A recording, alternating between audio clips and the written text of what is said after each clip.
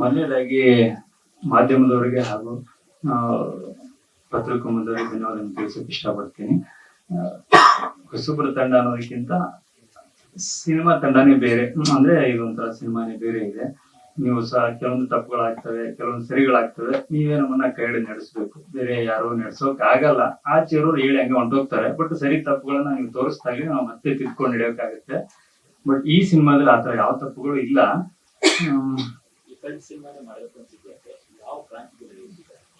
ಇದು ಪ್ರಾಂತ್ಯ ಅಂತ ಏನಿಲ್ಲ ಸರ್, 1980s ಅಲ್ಲಿ ಎಲ್ಲಾ ಕಡೆ ನಡೆದಿರುವಂತ ಘಟನೆಗಳು. ಇದೇ ಭಾಗ ಅಂತ ಏನಿಲ್ಲ, ಆಲ್ ಓವರ್ ನಮ್ಮ ಭಾರತದಲ್ಲಿ ಎಲ್ಲಾ ಕಡೆ ನಡೆದಿರುವಂತ ಘಟನೆಗಳೇ ಇವು. ಈ ಘಟನೆಗಳನ್ನ ಇಟ್ಕೊಂಡು ಮಾಡಿರುವಂತ ಸಿನಿಮಾ ಧರ್ಮಂ ಸಿನಿಮಾ. ಜಾತಿ ಮತ್ತು ಹಿಂದೂ ಧರ್ಮನ ಇಟ್ಕೊಂಡು ಮಾಡಿರುವಂತ ಸಿನಿಮಾ. ಇದರಲ್ಲಿ ಧರ್ಮದಲ್ಲಿ ಫಸ್ಟ್ ನೀವು ನೋಡಿರುವಾಗ್ಲೇ ಟೈಟಲ್ ನೋಡಿದ್ರಿ ಅನ್ಕೋತೀನಿ. ಟೈಟಲ್ ಅಲ್ಲಿ ಬ್ರೇಕ್ ಆಗಿದೆ, ಟೈಟಲ್ ಅಲ್ಲೆಲ್ಲ ಬ್ರೇಕ್ ಆಗಿದೆ. ಅಂದ್ರೆ ನಮ್ಮ ಹಿಂದೂ ಧರ್ಮದಲ್ಲಿ ಏನಾಗಿದೆ ಅನ್ನೋದು ಸ್ವಲ್ಪ ಲೂಪ್ ಹೋಲ್ಸ್ಗಳಿದೆ. ಅಲ್ಲಿ ಟೈಟಲ್ ಬ್ರೇಕ್ ಆಗಿ ಉಳ್ಕೊಂಡಿದೆ. ಅದನ್ನ ಸರಿಪಡಿಸ್ಕೋಬೇಕು ಅನ್ನೋದೇ ನಮ್ಮ ಉದ್ದೇಶ ಈ ಸಿನಿಮಾದಲ್ಲಿ. ಬಟ್ ಹಿಂದುತ್ವ ಉಳಿಬೇಕು ಅನ್ನೋದು ನಮ್ಮ ಉದ್ದೇಶ. ಬಟ್ ಇದರಲ್ಲಿ ಲಾಸ್ಟ್ ಒಂದು ಡೈಲಾಗ್ ಇದೆ, ನಿನ್ನ ಧರ್ಮ ಉಳಿಬೇಕಂದ್ರೆ ನಿನ್ನ ಜಾತಿ ಸಾಯ್ಬೇಕು ಅನ್ನೋದಿದೆ. ಅದರಲ್ಲೇ ಅರ್ಥ ಆಗೋಗ್ಬಿಡುತ್ತೆ. ಅದರಲ್ಲೇ ಅರ್ಥ ಆಗೋಗ್ಬಿಡುತ್ತೆ ಏನ್ ವಿಷಯ ಈ ಸಿನಿಮಾದಲ್ಲಿ ಇದೆ ಅನ್ನೋದನ್ನ. ಅಷ್ಟೊಂದು ಸ್ಟ್ರಾಂಗ್ ಆಗಿ ವಿಷಯ ತಗೊಂಡ್ಬಂದಿದ್ದೀವಿ. ಬಿಕಾಸ್ ಏನ್ ಹೇಳ್ಬೇಕಂದ್ರೆ, ಬಟ್ ಈ ತರದ ವಿಷಯಗಳನ್ನ ತಗೊಂಡ್ಬಂದಿರೋಲ್ಲಿ ತುಂಬಾ ರೇರ್. ಕನ್ನಡದಲ್ಲಿ ಯಾರು ತಗೊಂಡ್ ಬಂದಿಲ್ಲ, ಬಟ್ ತುಂಬಾ ರೇರ್ ಅಲ್ಲಿ ಇದೆ. ಬಟ್ ನನಗೆ ಆ ತರದ್ ಅನ್ಸಿದಾಗ ಯಾರಾದ್ರೂ ಒಬ್ಬಳೆ ಈ ತರದ್ದು ವಿಷಯನ ಹೇಳ್ಬೇಕಂದ್ರೆ ಒಬ್ಬಳೆ ಸ್ಟ್ರಾಂಗ್ ವ್ಯಕ್ತಿ ಬೇಕಲ್ವಾ, ಅದನ್ನ ಲಾಂಚ್ ಮಾಡೋಕ್ ಬೇಕಲ್ವಾ. ಸುಮ್ಮನೆ ಬ್ಲೈಂಡ್ ಆಗಿ ಹೋಗ್ಬಿಟ್ರೆ ಅದಕ್ಕೆ ವೇಟೇಜ್ ಇರಲ್ಲ ಅಂತ ಅನಿಸ್ದಾಗ ಒಂದ್ ಸ್ವಲ್ಪ ಹೇಳ್ಬೇಕಂದ್ರೆ ಈ ತರ ಸಬ್ಜೆಕ್ಟ್ಗಳಿಗೆ ಆ ತರದ ವ್ಯಕ್ತಿಗಳೇ ಬೇಕು. ಅವಾಗ ನಮ್ಗೆ ಕಾಣಿಸಿದ್ದೆ ತರುಣ್ ಸುಧೀರ್ ಸರ್. ಅವ್ರ ಕಾಟ್ರೆ ಸಿನಿಮಾ ನೋಡಿದಾಗ ನಮ್ಗೆ ವೈಬ್ ಅನ್ಸುತ್ತೆ. ಈ ತರ ಸಬ್ಜೆಕ್ಟ್ಗಳು ಕನ್ನಡದಲ್ಲಿ ಬರಲ್ಲ ಅಂತ ಅನ್ಕೊಂಡಾಗ ಒಂದ್ ದೊಡ್ಡ ಸಬ್ಜೆಕ್ಟ್ ಬಂದ್ಬಿಡ್ತು. ಅದು ಕನ್ನಡ ಇಂಡಸ್ಟ್ರಿಗೆ ಎಲ್ಲ ಗೊತ್ತಾಗಿರೋ ವಿಚಾರಗಳೇ. ಆ ತರದ ಒಂದು ಸಬ್ಜೆಕ್ಟ್ ನಮ್ಮ ಹತ್ರ ಇದ್ದಾಗ ಆ ತರದ ವ್ಯಕ್ತಿಗಳು ಬೇಕಾಗಿತ್ತು. Thanks to Tarun Sudhir sir. ಅವ್ರು ಹೋಗಿ ತೋರಿಸಿದಾಗ ದಯವಿಟ್ಟು ತುಂಬಾ ಖುಷಿ ಪಟ್ಬಿಟ್ಟು ಬಂದ್ಬಿಟ್ಟು ನಮ್ಗೆ ಲಾಂಚ್ ಮಾಡ್ಕೊಟ್ಟಿದ್ರು. ಆ ಸಂತೋಷನ, ಆ ಸೆಲೆಬ್ರೇಷನ್ ಇಡೀ ಎಂಟೈರ್ ತಂಡ ಸೆಲೆಬ್ರೇಟ್ ಮಾಡ್ತಾ ಇದೆ. ಬಟ್ ಅಲ್ಲಿ ನಮ್ಗೆ ಟೈಮ್ ಅದು ನಮಗೂ ಆ ಯೋಗ ಬಂದಿಲ್ಲ ಅನ್ಕೊಂತೀನಿ ಸರ್. ಮುಂದಿನ ದಿನಗಳಲ್ಲಿ ಬರ್ಬೋದೇನೋ. ಖಂಡಿತ. ಇನ್ನೊಂದು ಏನಂದ್ರೆ, ಯೋಗರಾಜ್ ಭಟ್ ಸರ್ ಇದಕ್ಕೆ ಶುಭ ಕೋರಿದ್ದಾರೆ. ಹಾಗೆ ಯೋಗಿ ಲೂಸ್ ಮಾದರ್ ಸರ್ ಇದಕ್ಕೆ ಶುಭ ಕೋರಿದ್ದಾರೆ. ಆರ್ ಚಂದ್ರು ಸರ್ ಈ ಸಿನಿಮಾನ ನೋಡಿ ಅದನ್ನ ತುಂಬಾ ದೂರಕ್ಕೆ ತಗೊಂಡೋಗಕ್ ಪ್ರಯತ್ನ ಪಟ್ಟಿದ್ದಾರೆ, ಇನ್ನು ಪಡ್ತಾ ಇದ್ದಾರೆ. ಬಟ್ ಕೆಲವೇ ದಿನಗಳಲ್ಲಿ ಅದನ್ನ ತಲುಪಿಸೋ ಹಂತದಲ್ಲಿ ಅವರು ಇದ್ದಾರೆ. ಇನ್ನೊಂದು ಶ್ರೀ ಜೈ ಸರ್ ಅಂತೇಳಿ, ಇನ್ನು ಲೋಹಿತ್ ಹೆಚ್ ಅಂತೇಳಿ ಮಮ್ಮಿ ಸಿನಿಮಾ ಡೈರೆಕ್ಟರ್ ಮತ್ತೆ RX ಡೈರೆಕ್ಟರ್. ಇದಕ್ಕೆ ಒಂದು ದೊಡ್ಡ ಡೈರೆಕ್ಷನ್ ಡಿಪಾರ್ಟ್ಮೆಂಟ್ ಇದಕ್ಕೆ ತುಂಬಾ ದೊಡ್ಡದಾಗಿ ಬ್ಯಾಕ್ ಬೋನ್ ಆಗಿ ಇಟ್ಕೊಂಡಿದೆ. ಅದೇನೋ ಗೊತ್ತಿಲ್ಲ, ಈ ಸಿನಿಮಾ ನೋಡಿದಾಗ ಅವ್ರಿಗೆ ಅನ್ಸಿದ್ದು, ಪ್ರತಿಯೊಬ್ಬ ಡೈರೆಕ್ಟರ್ ಅನ್ಸುತ್ತೆ ನಮ್ಗೆ ಅಥವಾ ಹೆಗ್ಣ ಮುದ್ದು ಅನ್ನೋ ತರ ಫೀಲ್ ಅನ್ಸುತ್ತೆ. ಬಟ್ ಇನ್ನೊಬ್ಬ ಡೈರೆಕ್ಟರ್ ಹೊಗಳೋದು, ಇನ್ನೊಂದು ಸಿನಿಮಾ ಹೊಗಳೋದು ಇದೆಯಲ್ಲ, ಅದು ಅಮೇಜಿಂಗ್. ನಮಗೂ ಖುಷಿ ಆಗ್ತಿದೆ. ಬಟ್ ಒಳ್ಳೆ ಸಿನಿಮಾ ಇದೆ ಇದ್ರಲ್ಲಿ ಅಂತ ನಮಗೂ ಅನ್ಸಿದೆ. ಬಟ್ ಅದನ್ನ ಜನ ಎಷ್ಟು ಮಟ್ಟಿಗೆ ತಗೊಳ್ತಾರ ಅನ್ನೋದಕ್ಕಿಂತ ನಾವು ಜನಕ್ಕೆ ಇದನ್ನ ನೋಡಿ ಅದೊಂಥರ ಹೆಂಗಾಗ ಅಭ್ಯಾಸ ಆಗೋಗ್ಬಿಟ್ಟಿದೆ. ಅಂದ್ರೆ ಎಲ್ಲ ಹೊಸಬ್ರು ಬಂದು ಕುತ್ಕೊಳ್ಳೋದು, ಸಿನಿಮಾ ನೋಡಿ ಅವ್ರು ಹೋಗೋದು. ಅವ್ರ ಕೈಯಿಂದ ಪಾಪ 1500 ರೂಪಾಯಿ ಎಕ್ಸ್ಪೆನ್ಸ್, ಒಂದು ಡೇ ಎಕ್ಸ್ಪೆನ್ಸ್ ಅವ್ರು 1500 ರೂಪಾಯಿ ಆಗುತ್ತೆ. ಅದು ನೋಡ್ಬಿಟ್ಟು ಅವ್ರು ಡಿಸಪಾಯಿಂಟ್ಮೆಂಟ್ ಆಗಿ ಬರೋದಿದೆಯಲ್ಲ, ಅದು ಇನ್ನೂ ತುಂಬಾ ವರ್ಸ್ಟ್ ಅನ್ಸ್ಬಿಡುತ್ತೆ. ಬಟ್ ಈ ಸಿನಿಮಾದಲ್ಲಿ ಸಮಾಜಕ್ಕೆ ಒಂದೇನೋ ಸಂದೇಶ ಕೊಡಕ್ ಹೊರಟಿದೆ ಹೊರತು ಅವ್ರ ಮೈಂಡ್ ನ ಡಿಸಪಾಯಿಂಟ್ ಮಾಡಕ್ ಹೊರಟಿಲ್ಲ. ನೀವು ಸ್ಟ್ರಾಂಗ್ ಆಗಿದ್ರೆ ಫ್ಯೂಚರ್ ಹಿಂದೂ ಧರ್ಮ ತುಂಬಾ ದೊಡ್ಡದಾಗಿ ಉಳಿಯುತ್ತೆ ಅನ್ನೋದನ್ನ ಹೇಳಕ್ ಹೊರಟಿರೋದೆ ಧರ್ಮಂ ಸಿನಿಮಾ. ಸರ್, ಅಂದ್ರೆ ಇದರೊಂದು ಸ್ಟ್ರಾಂಗ್ ಡೈಲಾಗ್ ಇದೆ. ಫಸ್ಟು ಅವರ ಜಾತಿ ತುಳಿಯೋದಕ್ಕಿಂತ ಅವ್ರನ್ನ ಮುಂದೆ ಬಂದಂಗೆ ನೋಡ್ಕೊಬೇಕು ಅಂತ. ಅಂದ್ರೆ ಅಲ್ಲಿ ಏನು ಅಂದ್ರೆ ಒಂದು ಡೈಲಾಗ್ ಅಲ್ಲೇ ಕೆಲವೊಂದು ಜಾತಿ ಬಗ್ಗೆ ಹೇಳಿರುವಂತದ್ದು. ಸೊ ಹೆಂಗೆ ಇದ್ರ ಬಗ್ಗೆ ಎಲ್ಲ ನೀವು ವರ್ಕ್ ಏನಾದ್ರು ಮಾಡಿದೀರಾ ಅಂತ? ಕೆಲವೊಂದ್ ಕಡೆ ಹಳ್ಳಿ ಕಡೆ ಇದೀನಿ ಈಗಲೂ ಇದೆ.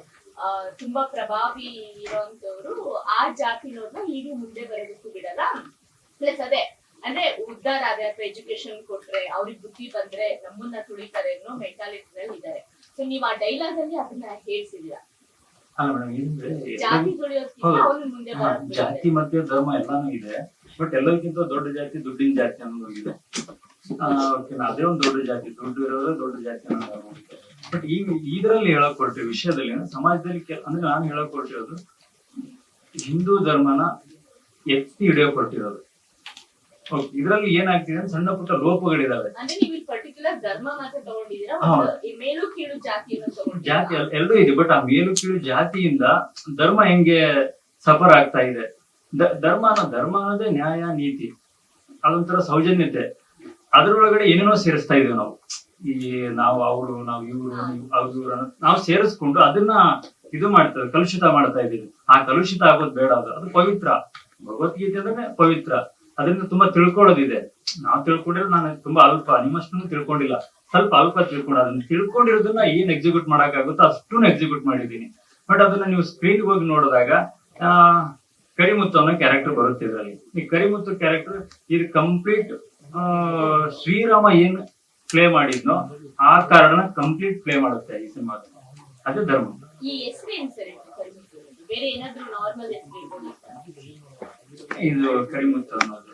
ಈಗ ಮುತ್ತುಗಳಲ್ಲಿ ಏನಾಗೋಗ್ಬಿಡುತ್ತೆ, ಮುತ್ತು ಅನ್ನೋದು ಶ್ರೇಷ್ಠ, ಮುತ್ತು ಅನ್ನೋದು ಶ್ರೇಷ್ಠ, ಕರಿ ಅನ್ನೋದು ಇದೆಯಲ್ಲ ಅದು ಸರಿ ಇಲ್ಲ ಅಂತ ಹೇಳ್ತಾರೆ.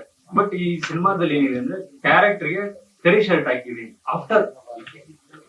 ಆಫ್ಟರ್ ಕರಿ ಶರ್ಟ್ ಹಾಕಿದೀನಿ. ನೋಡೋಕೆ ಅವನು ಕೆಟ್ಟದಾಗೆ ಕಾಣ್ಬೋದು. ಕರಿ ಅನ್ನೋದೇ ಬ್ಲಾಕ್, ಅವನ ಕ್ಯಾರೆಕ್ಟರ್ ಸರಿ ಇಲ್ಲ ಅನ್ನೋದೇ ಬ್ಲಾಕ್. ಬಟ್ ಅವನೊಳಗಡೆ ಒಬ್ಬ ಮುತ್ತು ಇದ್ದಾನೆ, ಆ ಗುಣ ಇದೆ. ಅದೇ ಮಹಾಭಾರತದಲ್ಲಿರುವಂತದ್ದು. ಆ ಒಳಗಡೆ ಮುತ್ತು ಅನ್ನೋ ಕ್ಯಾರೆಕ್ಟರ್ ಇದೆಲ್ಲ ಅದನ್ನ ತೋರ್ಸಕ್ ಹೋಗಿದ್ದೀನಿ ಈ ಕ್ಯಾರೆಕ್ಟರ್.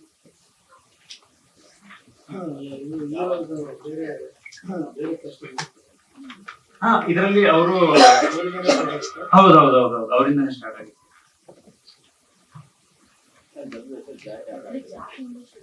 ಧರ್ಮನ ಇಟ್ಕೊಂಡು ಜಾತಿ ಆಟ ಆಡಬೇಡಿ ಅನ್ನೋದು ಒಂದು ಉದ್ದೇಶ.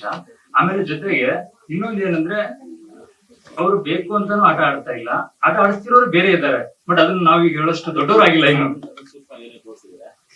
ಸಿನಿಮಾದಲ್ಲಿ ತೋರಿಸಿದ್ದೀನಿ. ಅದು ಒಂದು ಚಿಕ್ಕ ಎಲಿಮೆಂಟ್ ಅಲ್ಲಿ ಅದನ್ನ ಅಶೋಕ್ ಸರ್ ಕ್ಯಾರೆಕ್ಟರ್ ಅವರು ಅದನ್ನ ನಿಭಾಯಿಸಿದ್ದಾರೆ. ಅದು ಬಂದು ಹೋಗುತ್ತೆ, ಆ ಕ್ಯಾರೆಕ್ಟರ್ ಬಂದು ಹೋಗುತ್ತೆ. ಆಮೇಲೆ ಅದನ್ನ ತುಳಿತಕ್ಕಂತ ವರ್ಗನ doctor S K Ramakrishna sir ಅವ್ರು ಮಾಡಿದ್ದಾರೆ. ಆಸ್ ಎ ಪ್ರೊಡ್ಯೂಸರ್ ಆಗಿ ಮಾಡಿದ್ದಾರೆ. ಒಂದು ಹೊಸ ಕಥೆಗೆ ಇನ್ವೆಸ್ಟ್ಮೆಂಟ್ ಮಾಡೋದು, ಈ ತರ ಸೆನ್ಸಿಟಿವ್ ಸಬ್ಜೆಕ್ಟ್ ಗೆ ದುಡ್ಡು ಹಾಕೋದು ತುಂಬಾ ಪ್ರಾಬ್ಲಮ್ ಆಗ್ಬಿಡುತ್ತೆ. ನಾಳೆ ರಿಲೀಸ್ ಆಗುತ್ತೋ ಇಲ್ಲೋ, ಅಥವಾ ಇನ್ನೊಂದೇನೋ ಪ್ರಾಬ್ಲಮ್ ಆಗುತ್ತೋ ಅನ್ನೋದು ತುಂಬಾ ಇರುತ್ತೆ. ಅಂತದೊಂದು ಹೊಸಬ್ರು ಹೇಳೋದಂಗೆ ಇರುತ್ತೆ ಸರ್. ಅದೇ ಬಜೆಟ್ ಅಲ್ಲಿ ಮಾಡ್ತೀನಿ ಅಂತ ಹೇಳ್ತಾರೆ, ಆಮೇಲೆ ನೆಕ್ಸ್ಟ್ ಎಲ್ಲೆಲ್ಲೋ ಹೋಗುತ್ತೆ. ಬಟ್ ಅದಕ್ಕೆಲ್ಲ ಸಾಥ್ ಕೊಟ್ಟು ನಿಂತ್ಕೊಂಡಿದ್ದಾರೆ. ಹಾಗಂತ ತುಂಬಾ ದೂರ ಹೋಗಿಲ್ಲ, ಒಂದ್ ಲೆವೆಲ್ ಅಲ್ಲಿ ಮಾಡಿದೀವಿ. ವಿಜಯ್ ಸಿನಿಮಾಸ್ ಅವರು ಡಿಸ್ಟ್ರಿಬ್ಯೂಷನ್ ಮಾಡ್ತಿರೋದು. ಆಮೇಲೆ ಡಿಸೆಂಬರ್ 5 ಗೆನೆ ನಮ್ ಸಿನಿಮಾ ರಿಲೀಸ್ ಆಗ್ತಿರೋದು. ಪ್ರೀಮಿಯರ್ ಶೋ 27 ಕಾವೇರಿಯಲ್ಲಿ ಇಟ್ಕೊಂಡಿದ್ದೀವಿ. Thank you.